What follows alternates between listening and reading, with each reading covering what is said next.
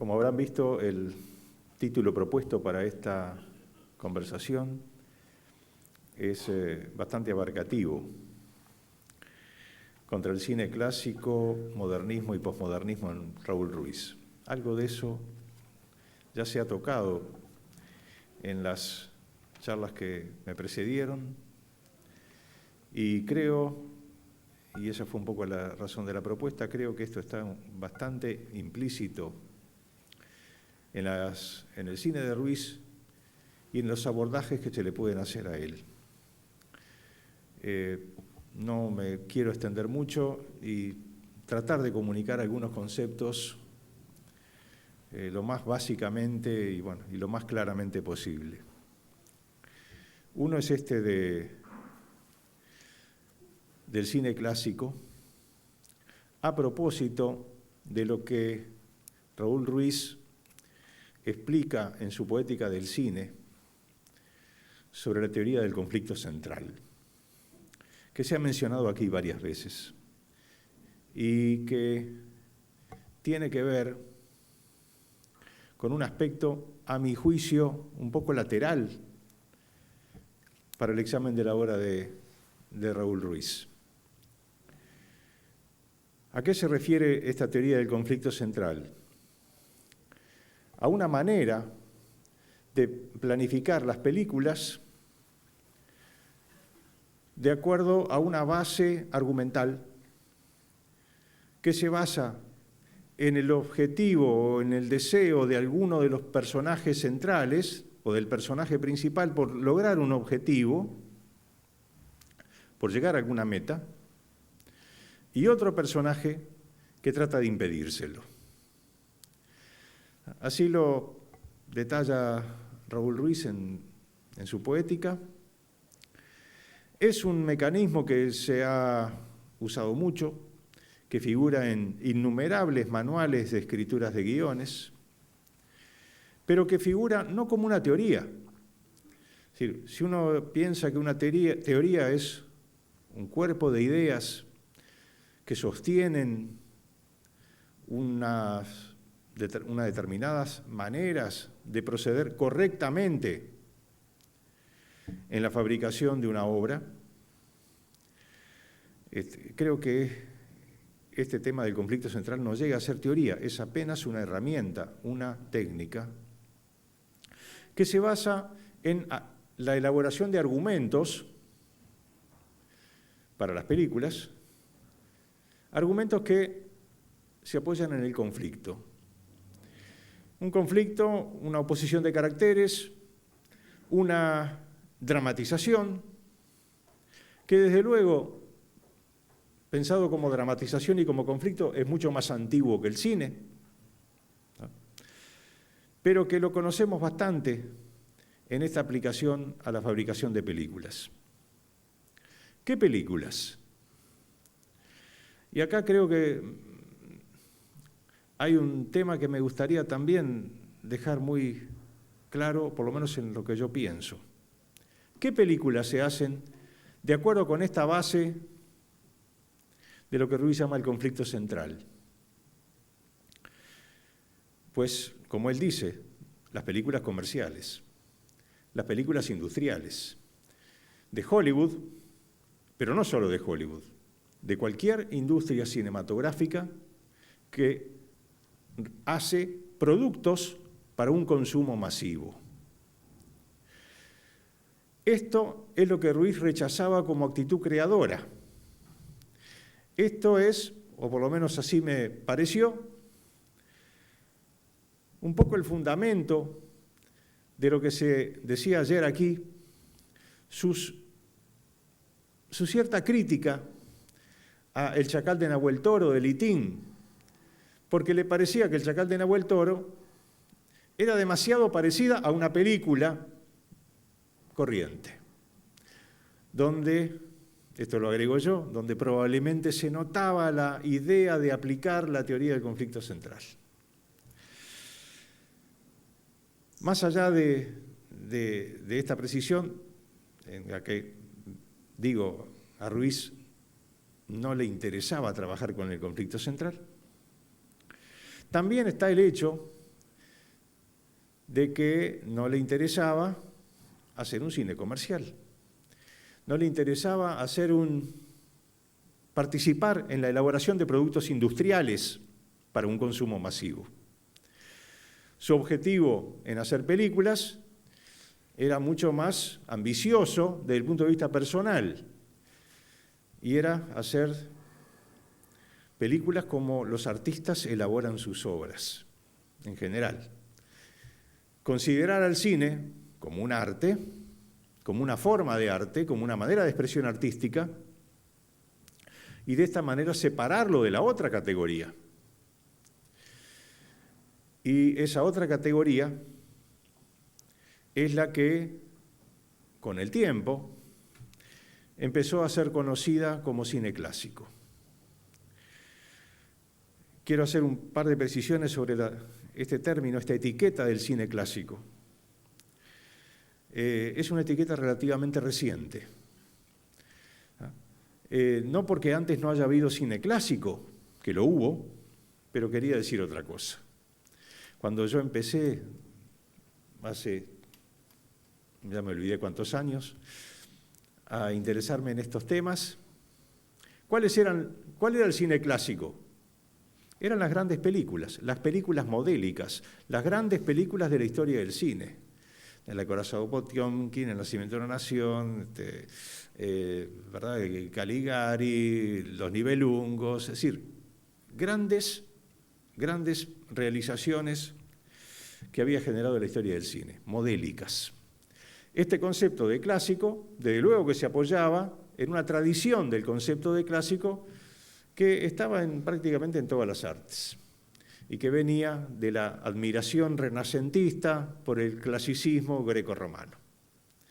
Las grandes realizaciones del arte grecorromano. Bueno, eso había llegado hasta el cine, cuando el cine arranca con esta categoría, o es visto con esta categoría artística, y entonces había películas clásicas. Pero poco después esto empezó a cambiar. Un primer cambio que no tuvo demasiado seguimiento, lo produjo un importante crítico francés llamado André Bazin. André Bazin explicaba en algunos de sus textos de fines de los años 40 y principios de los 50, explicaba posibilidades de encarar la realización cinematográfica. A él le interesaban algunas específicas, sobre todo las que tenían que ver con el realismo. Y hablaba de las características con las cuales se hacía el cine de Hollywood habitualmente. Entonces explicaba que las películas comerciales estadounidenses estaban elaboradas sobre esquemas argumentales más o menos permanentes y soluciones formales, es decir, cómo mover la cámara, cómo encuadrar, cómo hacer el montaje, soluciones formales que apuntaban a un cierto equilibrio. Tanto en la parte argumental como en la parte formal, a lo que se apuntaba era un cierto equilibrio, que al final de la película hubiera como una especie de restablecimiento armónico de todos sus componentes. Y entonces Bazin decía que esto era un rasgo clásico. ¿De dónde sacaba Bazin este calificativo? Pues del período clásico de la historia del arte, ¿verdad?, de los siglos XVII y XVIII. Pensemos, por ejemplo, en la música de Mozart. Apunta a un equilibrio, constantemente. Y muchos músicos a los que habitualmente llamábamos clásicos, de la música clásica. La música clásica acotada a ese periodo, ¿verdad?, al periodo del arte clásico de la época absolutista. Entonces, bueno, el término de clásico de Bazin viene de ahí, de esa búsqueda del equilibrio. Este concepto no prosperó mucho, está en los textos de Bazin, no fue muy recogido. Pero años después, ensayistas estadounidenses empezaron a hablar del cine clásico de Hollywood. Y ahí, ya en otra época, ¿verdad?, fines de los 70, los 80, este concepto fue mucho más trabajado Y este cine clásico de Hollywood quedó como una especie de molde, de género casi, por el cual las películas se fabricaban de esa determinada manera según las cuales se hacían en Hollywood. Una manera de estructurar el argumento en partes, ¿tá? Principio, culminación, desenlace. Esto es mucho más antiguo, pero integra esta categorización de lo que hacía el cine clásico. Y soluciones formales que se basaban fundamentalmente en el desarrollo de una historia comprensible, jugada por personajes que debían representar claramente opciones dramáticas dentro del argumento, polos dramáticos dentro del argumento, con un desarrollo que llevaba a la puesta en juego de determinados principios morales, quiénes eran buenos y quiénes eran malos. Para los personajes del cine comercial, el diseño de los personajes del cine comercial debe ser tal que el público entienda inmediatamente quién es bueno y quién es malo. Entonces, ¿en qué consiste el desarrollo de la película? En que está el bueno, pero aparece el malo, que se le pone en el camino y trata de derrotarlo, de vencerlo, de matarlo, etc. Como el bueno es bueno, aguanta, hasta que al final no aguanta. Y él, el personaje o el guionista, le solucionan la vida para satisfacción de los buenos y, naturalmente, del público de la película, que es lo que pedía, es lo que fue a buscar. El público consumidor habitual de cine, digamos, el público masivo del cine, que prácticamente no existe más, porque claro, el cine ya no es el espectáculo de masas que era. Pero para el público masivo del cine, esto es lo que iba a buscar. El cine era un hábito de entretenimiento, pero un hábito industrial, un hábito de adquirir regularmente cierto producto, consumir regularmente cierto producto. Y como toda industria, su única garantía de que su producto permanente se siga vendiendo, se siga comprando, se siga consumiendo, es que el consumidor sepa lo que va a comprar. Cuando paga la entrada, ya sabe qué película va a tener. No sabe el argumento, no sabe los detalles, ¿verdad? Ignora muchas cosas. Pero al final recibe aquello que fue a buscar, aquello que fue a comprar.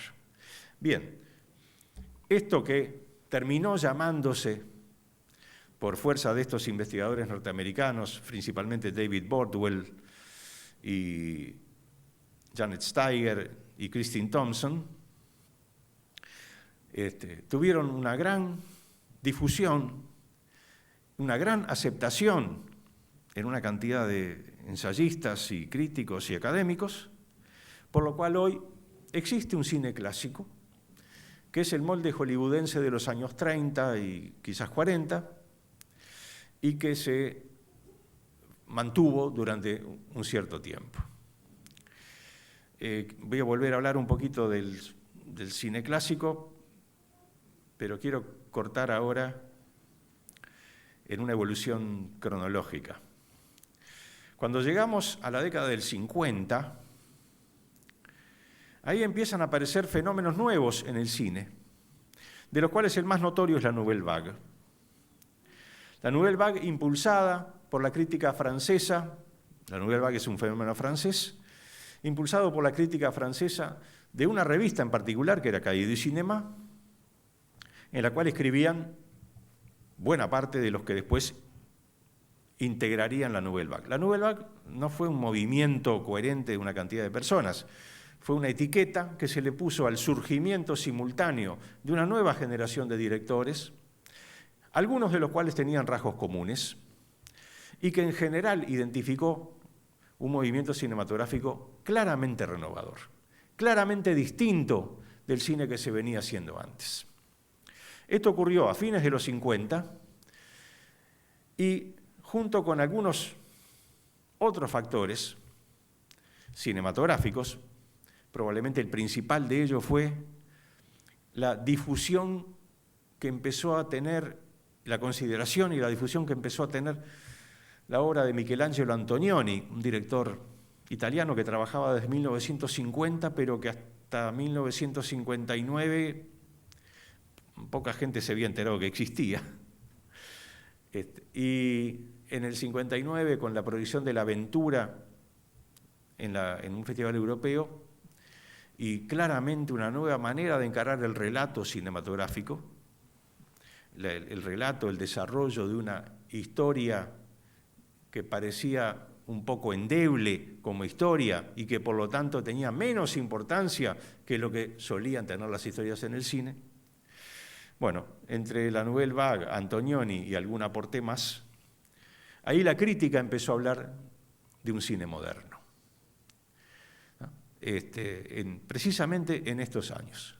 El surgimiento de Sin aliento de Godard, de 400 golpes de Truffaut, Hiroshima Mon Amour de Alain Resnais y otras películas de esta gente, junto con el cine de Antonioni, una especial difusión del cine de Fellini por aquellos años, un incremento en la difusión de las películas de Bergman, que hacía mucho que hacía películas, que hacía cine, pero que es curioso el fenómeno de Bergman, de Ingmar Bergman, porque tan reconocidamente importante como lo es hoy, mucha crítica lo destrató en los años 50. Destrató no demasiado fuerte, simplemente decían que sus películas no servían para nada, que eran películas ineptas. El calificativo inepto lo leí en algunas revistas inglesas de los años 50. Bien, pero con todo esto empezó a aparecer un cine moderno, un cine que ya no parecía dedicarse al género comercial, común y corriente, sino que aspiraba a una densidad temática y de significados en muchas películas, en muchos directores y en poco tiempo, y con cierta respuesta pública, como para marcar un cierto hito. Y acá es cuando se empezó a hablar del cine moderno, claramente por oposición al grueso del cine que se venía viendo antes. Y ahora retrocedo a lo del cine clásico. Las fórmulas por las cuales se reconoce una película clásica no eran fórmulas de una época, no eran fórmulas específicas de un tiempo, de los años 30 o 40, como en general tendemos a creer. Ya estaban estas fórmulas, uno las podía ver claramente a mediados de los años 10, 1914, 1915, 1916, ya estaban operando en varias de las industrias cinematográficas principales del mundo y notoriamente en el cine estadounidense. Y siguieron operando después, siguen operando. ¿Qué pasó?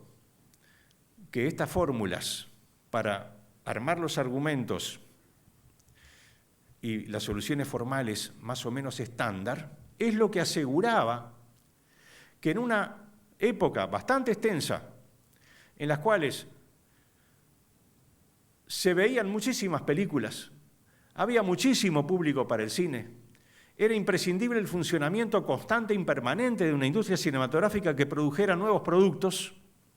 Estas fórmulas aseguraban que se pudieran hacer películas a gran velocidad, que se pudieran hacer en poco tiempo y por lo tanto más económicamente, pero sobre todo en gran cantidad.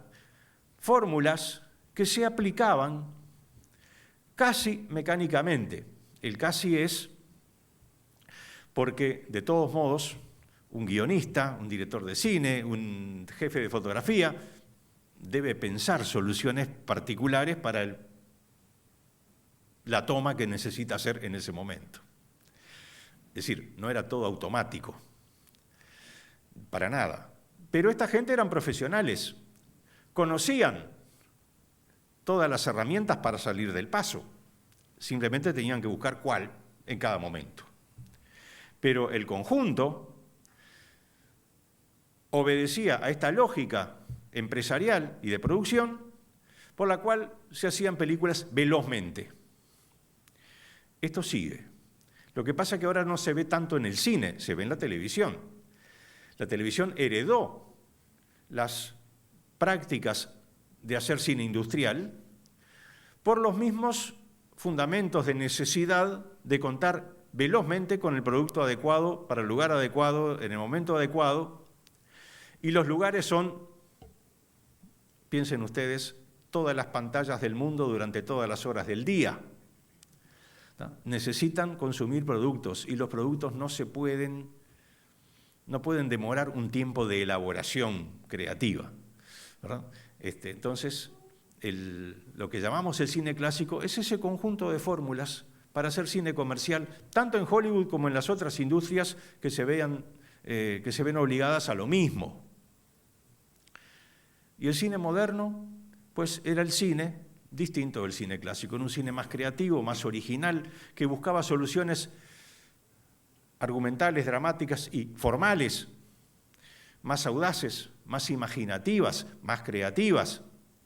Claramente, ejemplos como El Ciudadano de Orson Welles, El Ciudadano de 1940, pertenece al periodo del cine clásico. Nadie podría decir que El Ciudadano es una película reconocible como cine clásico. Es una película moderna, lo sigue siendo. Lo sigue siendo. ¿Qué ocurre? Durante toda la historia del cine hubo cine, comillas, clásico y cine, comillas, moderno. La diferencia es el cine industrial y el cine creativo. Esa es la diferencia. Entonces, estas etiquetas son fundamentalmente etiquetas que cuando uno trata de explicar sus contenidos, y vaya si se han tratado de explicar, a veces se confunden estos conceptos, se confunden esos contenidos. Y entonces, ¿cuál es la idea que uno tiene? Que ahora el cine es moderno, antes era clásico. Una idea absolutamente artificial, no verificable, creo que bajo ningún parámetro. Bien, una vez establecidas estos términos de etiquetas, me interesa desde luego destacar que a Raúl Ruiz nunca le interesó participar del cine clásico, de ese cine clásico. Sí le interesó participar de ese cine moderno. En las declaraciones que hizo, cuando tenía que mencionar otros realizadores que le importaban, pues entre esos otros realizadores no estaban los del cine industrial, estaban los del otro cine. Estaba Yasuji Ozu, Buñuel, Tarkovsky, Mizoguchi, ¿verdad? Gente, Ingmar Bergman, gente con la cual él podía sentir un cierto contacto porque viendo las películas de ellos eran claramente películas de creadores. Películas de creadores, no eran películas de una máquina, que como decía Erich von Stroheim, de Hollywood, que era una máquina de hacer salchichas. ¿No? Salían todas iguales, en fila. Bueno, no es este el soporte creativo de Raúl Ruiz, ni mucho menos. Entonces, creo que habría que, para encarar a Raúl Ruiz verdaderamente, lo primero que habría que hacer es olvidarse de la teoría del conflicto central. No existe. ¿Tá? Es otra cosa. Pertenece como a otro planeta cinematográfico, ¿tá? A otro mundo. No tiene nada que ver con él. Este clasicismo al que me referí tampoco tiene nada que ver con él. ¿Tá? Este clasicismo al que me referí, la etiqueta del cine clásico, ¿verdad? Tampoco tiene que ver con él. Bien, ahora, para también llegar a abarcar un poco la fase creativa de Raúl Ruiz. ¿De dónde viene el cine de Raúl Ruiz? El cine, hoy y ayer se mencionaban otros insumos intelectuales para el pensamiento de Raúl Ruiz. Pero viendo sus películas, podemos encontrar conexiones con el cine creativo que lo precedió? Y sí, sin duda. Sin duda, no sabemos, o yo no lo sé, cuáles son las condiciones que Raúl Ruiz podría encontrar. Pero de las películas que hemos visto, que hemos podido ver, porque nos faltan muchas, hizo demasiadas, de las películas que hemos podido ver, claramente hay un antecedente en el surrealismo. La maleta, sin ir más lejos, tiene mucho parentesco con El perro andaluz, de Buñuel. Me refiero a las asociaciones de ideas que puede provocar, o mejor dicho, a las memorias visuales que puede provocar ver la maleta y recordar El perro andaluz. También Tres tristes tigres tiene varios aportes en ese sentido. Una película como El techo de la ballena tiene cierta abundancia de elementos surrealistas. Esos juegos con la imagen, estas asociaciones de imágenes, a veces por un montaje,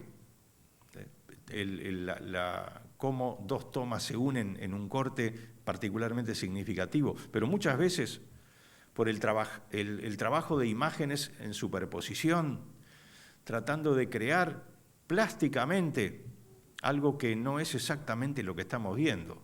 Recuerdo, como ejemplo, también en El techo de la ballena, una imagen de una mano a la cual se le superpone una imagen de otra mano que toma un objeto, y están las dos manos allí, y son dos manos que podrían ser dos manos, pero no son, porque son una más otra superpuestas, haciendo movimientos con los dedos y creando una figura plástica en movimiento que no es simbólica, porque uno no puede advertir símbolo de qué, pero que es una plástica en movimiento altamente sugerente, desde luego, dentro del contexto en el cual se juega la película. Este antecedente del surrealismo me lleva también a la asociación del cine de Raúl Ruiz con las vanguardias cinematográficas. Primero que nada, la de los años 20, las vanguardias de los años 20, algunos ejemplos sobre todo de las vanguardias francesas, de aquellos pintores puestos a hacer cine, el caso de Entreacto, Ballet Mécanique.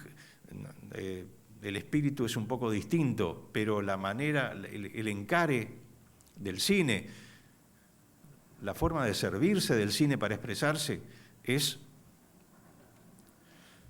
análoga, ¿no? Iba a decir parecida, no es parecida, es análoga, ¿no? Entonces, tenemos estos antecedentes de un cine que, como típicamente el de las vanguardias y el surrealismo, no dependía de los argumentos. No tenían argumentos, o sí tenían algunos pequeños argumentos que constantemente se abandonaban o se subvertían, ¿no? Y el objetivo era crear una impresión fuerte ante un espectador que desde luego no iba a ver estas películas para buscar que le contaran una historia y de la manera más linda posible. No, iba a participar de un acto creativo concretado en una película que tenía un definido objetivo de expresión artística.